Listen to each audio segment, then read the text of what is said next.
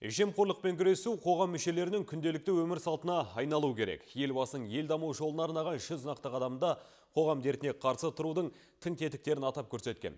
Осы межелегі міндеттерді жүзеге асыруға мемлекеттік қызмет істері және сыбайластыққа қарсы іс-қимыл агенттігінің Жамбыл облысы бойынша департаменті өз жұмыстарын жандандыруда.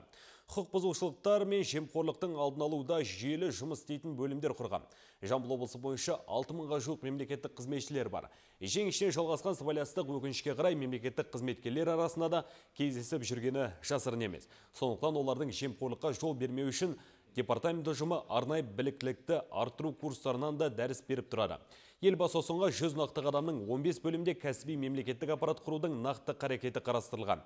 Бұл жолда департамент қызметкерлері еш аянбай ел дамуына кедергі жасайтын қоғамдық құбылыстарға қоғаммен бірге қарсы тұрудың қамына мықтап кірісеміз дейді. Осы ұлттық жоспарда осы 100 қадам бағдарламасын орындауға өзіндік үлесін қосып жатырмыз.